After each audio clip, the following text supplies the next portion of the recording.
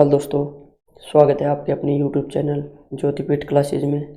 आज की हमारी यह क्लास ज्योग्राफी के क्वेश्चन करवाए जाएंगे, जिसमें हम प्रीवियस ईयर के क्वेश्चन आगे करेंगे। पिछली क्लास में हमने 15 क्वेश्चन किए थे। अब देखो आगे। अब देखो पहला क्वेश्चन स्क्रीन पर आया हुआ है। पहला क्वेश्चन है कि भारतीय उपमहाद्वीप मूलतः एक अंग था। कहने का मतलब क्या है कि भारतीय उपमहाद्वीप किसका एक अंग था। ठीक है, तो इसमें छोटी सी बात समझो कि भारतीय उपमहाद्वीप क्या है। कि भारतीय उपमहाद्वीप में कौन कौन से देश शामिल है। इसमें एक तो भारत है, ठीक है, एक है पाकिस्तान, नेपाल, भूटान, म्यांमार व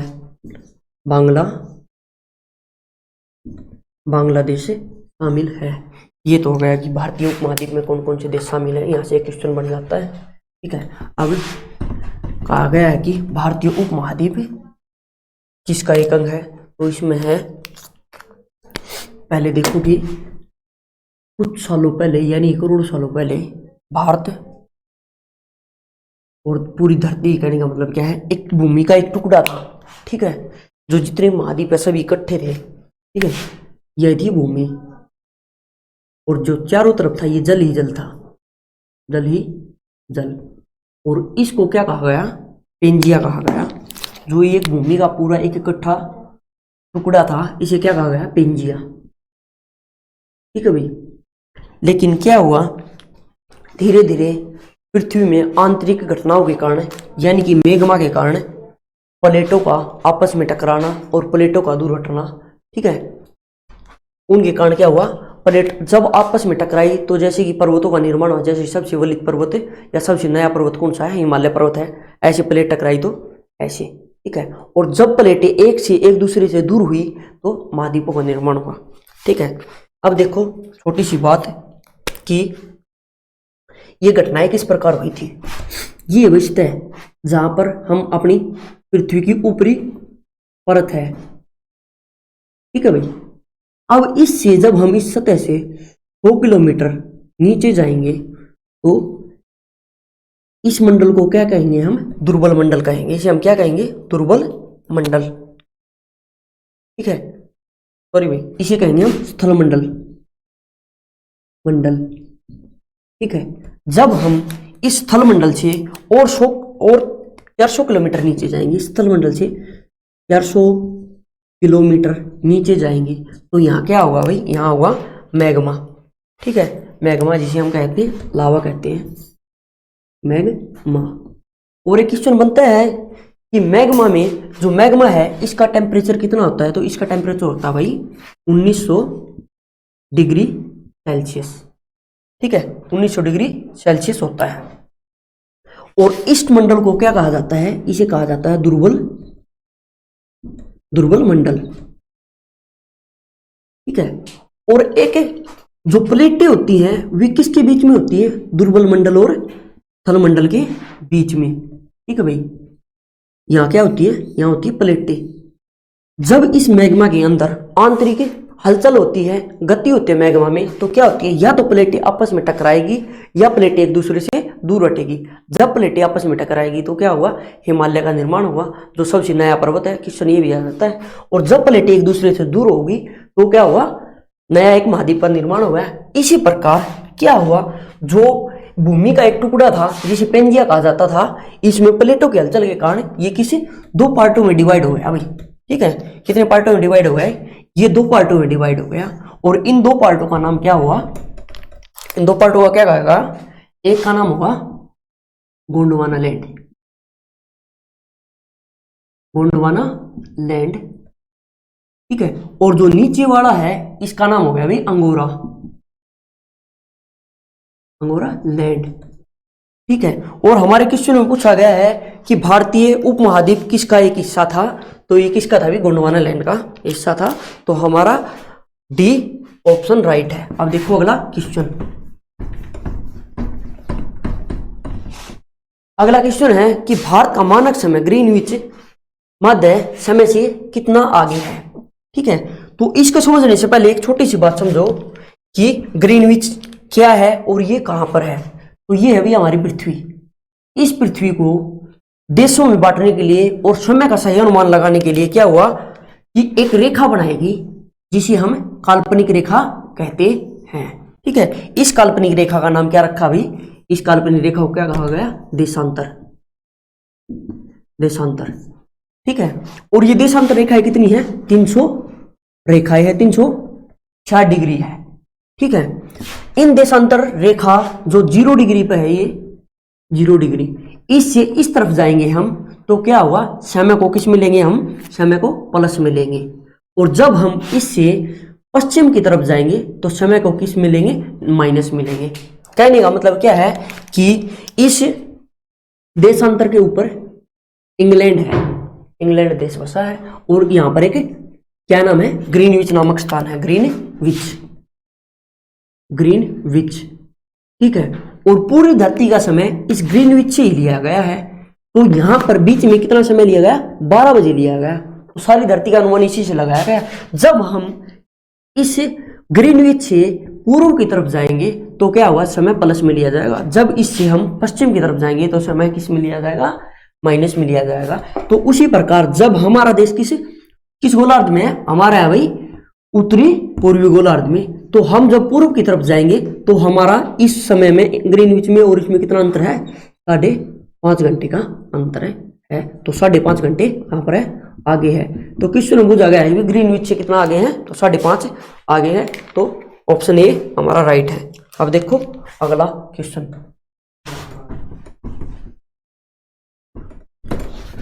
अब देखो अगला क्वेश्चन भाई। ठीक है, अगला क्वेश्चन है भारत के दक्षिण में सबसे दूरस्थ स्थल कौन सा है? ठीक है भाई, कि भारत के दक्षिण में दूरस्थ स्थल कौन सा है? तो इसके समझने के लिए हम सबसे पहले क्या करेंगे? मैप देखेंगे कि हम एक छोटा रफ मैप बनाते हैं भारत का समझने के लिए। वैसे तो ऐसा मैप नहीं है भाई भारत का। ठीक है, अब इसको देखेंगे कि जो सबसे ऊपरला पॉइंट है जो उत्तर में है उसका नाम क्या है भाई? उसका नाम है इंदिरा, इसका नाम है इंदिरा कोल। क्या नाम है? इंदिरा कोल। ठीक है, अब क्वेश्चन आ जाता है कि इंदिरा कोल है वो कितने डिग्री पर है? कितने डिग्री कितने मिनट पे है? तो ये है भाई 37 डिग्री 7 मिनट पर। ठीक है, अब अगला क्वेश्चन बन जाता है कि भाई ये कहां पर स्थित है? तो ये कहां पर है? ये है भाई जम्मू कश्मीर में।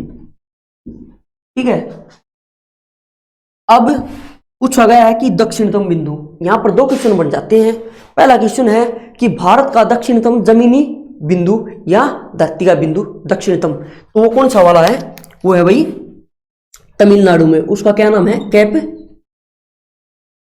कैमोरियन। ये कैप कैमोरियन है।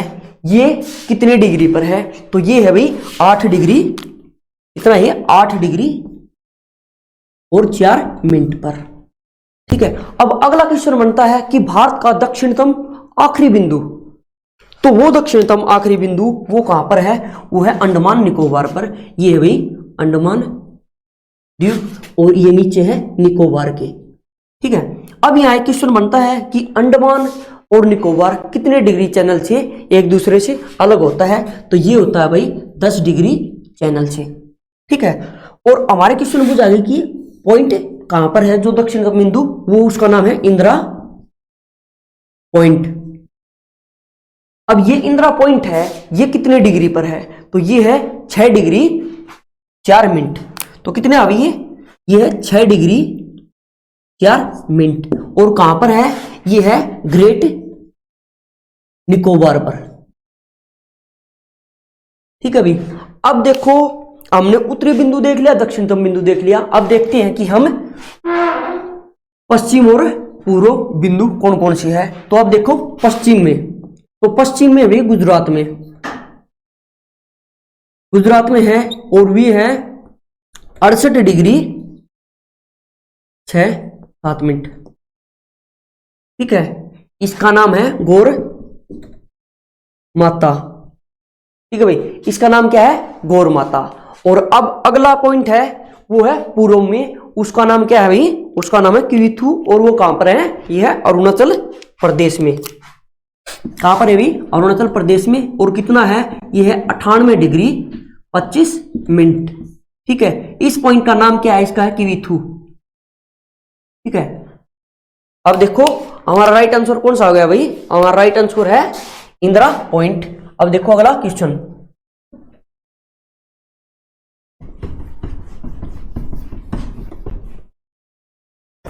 अगला क्वेश्चन है भाई कि भारत के स्थलाकृति मानचित्र निम्न में से कौन सा संगठन बनाता है? कहने का मतलब क्या है? जो भारत का मानचित्र है जो वो कौन सा संगठन बनाता है? पहला ऑप्शन है भारतीय भौगोलिक सर्वेक्षण, ये वाला बनाता है, या ऑप्शन बी है भारतीय सर्वेक्षण, ये वाला बनाता है, या अगला ऑप्शन है सी भारतीय भूवैज्ञानिक सर्वेक्षण, ये वाला बनाता है, यह है भारतीय पुरातत्व सर्वेक्षण। तो ऑप्शन बी हमारा राइट आंसर भारतीय सर्वेक्षण बनाता है। अब देखो अगला क्वेश्चन। अगला क्वेश्चन है कि भी 82 डिग्री पूर्वी देशांतर भारत के लिए क्यों महत्वपूर्ण है? कहने का मतलब क्या है? जो 82 डिग्री है ये भारत के लिए क्यों महत्वपूर्ण है? ठीक है, ये पहला ऑप्शन है यह भारत की जलवायु पर प्रभाव डालता है। ऑप्शन दूसरा है यह भारतीय मानक समय का निर्धारण करता है। ठीक है, ऑप्शन सी है इसे देशांतर के पास इलाहाबाद स्थित है। ऑप्शन डी है यह भारत के रीति रिवाजों पर प्रभाव डालता है। तो हमारा राइट आंसर है भारतीय मानक समय का निर्धारण करता है। अब छोटा क्वेश्चन देखो यहां से कि भारतीय जो मानक समय है, समय कहां से लिया गया है? तो भारतीय मानक समय है ये यूपी में एक स्थान है इलाहाबाद के नैनी या मिर्जापुर से लिया गया है। और ये कितने राज्यों से होकर गुजरती है रेखा? ये 5 राज्यों से होकर गुजरती है। अब देखो अगला क्वेश्चन।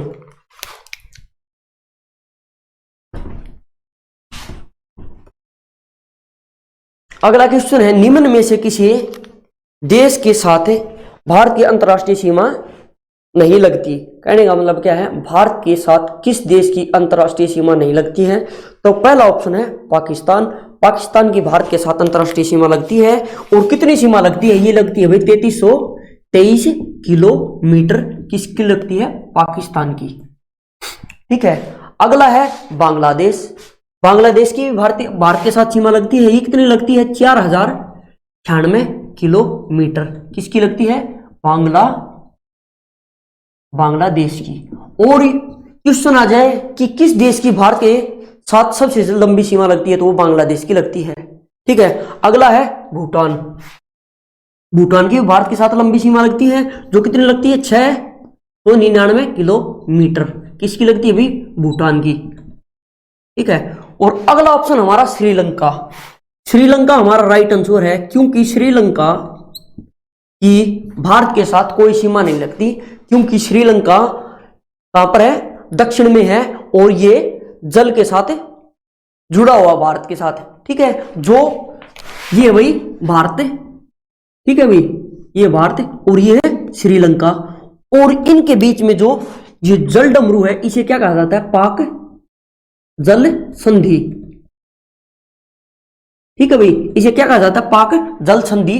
तो हमारा राइट आंसर कौन सा है? डी है, क्योंकि यह स्थलीय सीमा नहीं लगती है। अब देखो अगला क्वेश्चन।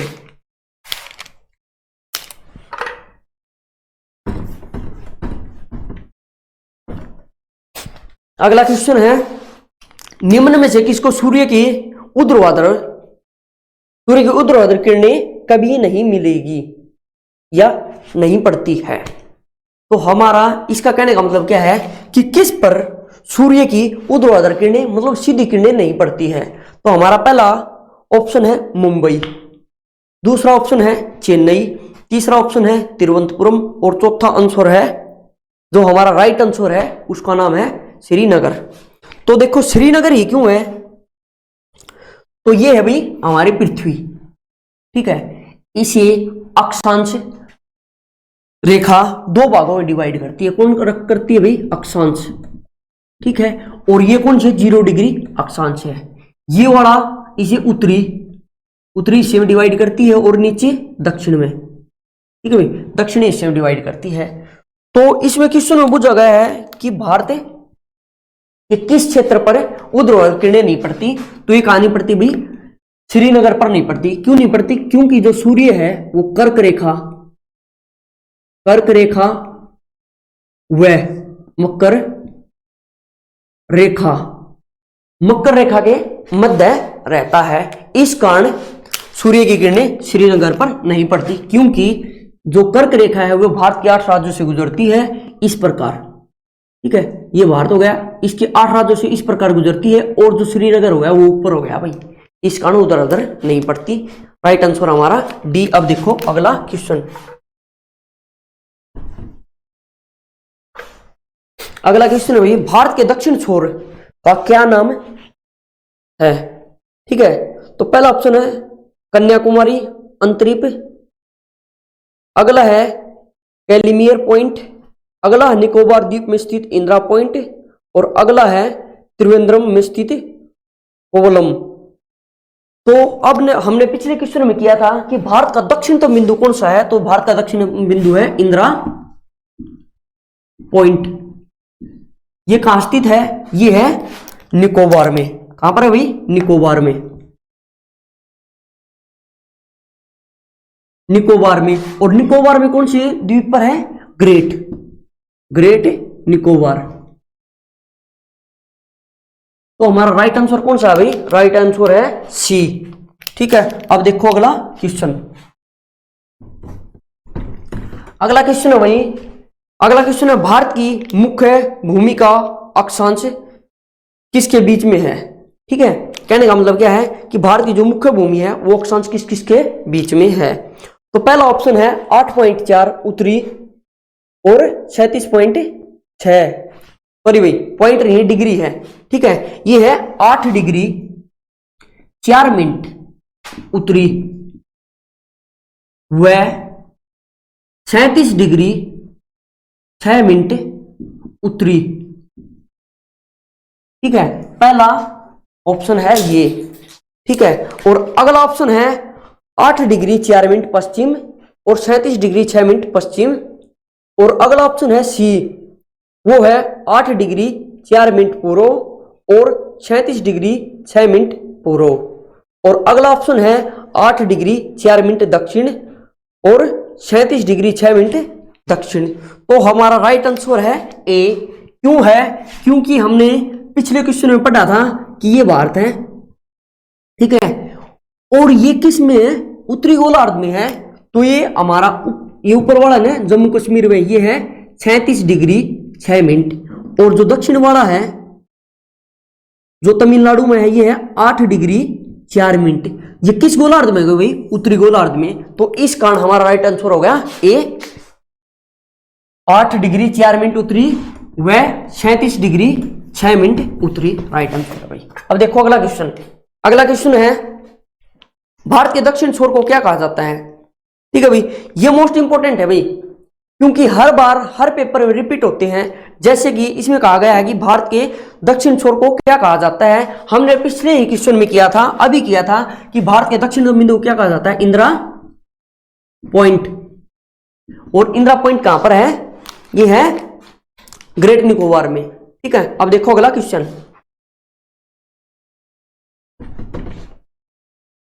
अगला क्वेश्चन, भारत का क्षेत्रफल पाकिस्तान से लगभग कितने गुना है।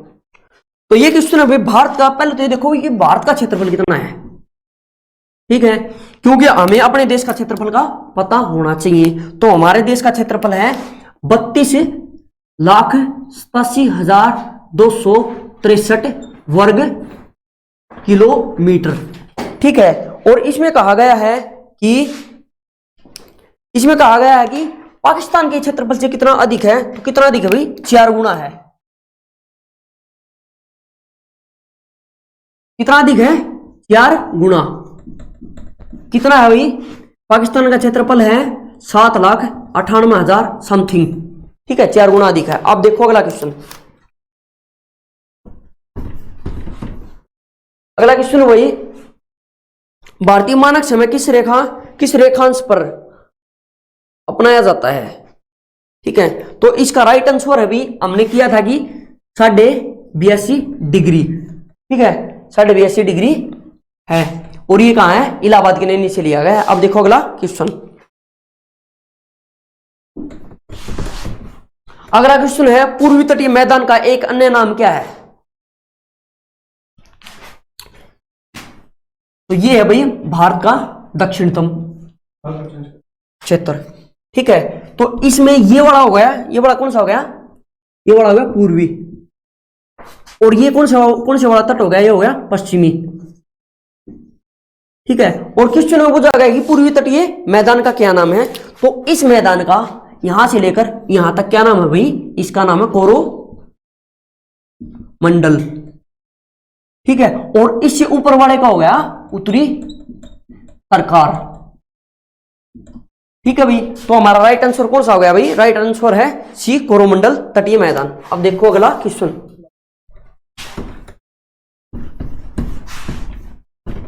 अगला क्वेश्चन है भाई हमारा आज का लास्ट क्वेश्चन है, जिसका जो क्वेश्चन है क्षेत्रफल की दृष्टि से भारत का संसार में कौन सा स्थान है? तो देखो क्षेत्रफल की दृष्टि से भारत का कौन सा स्थान है भाई? भारत का 7वां स्थान है। ठीक है, अब देखो 7वां स्थान भारत का है, तो पहला स्थान किसका है? तो पहले स्थान पर है कौन? रूस। दूसरे स्थान पर कौन सा है? कनाडा। तीसरे पर है चीन। चौथे पर है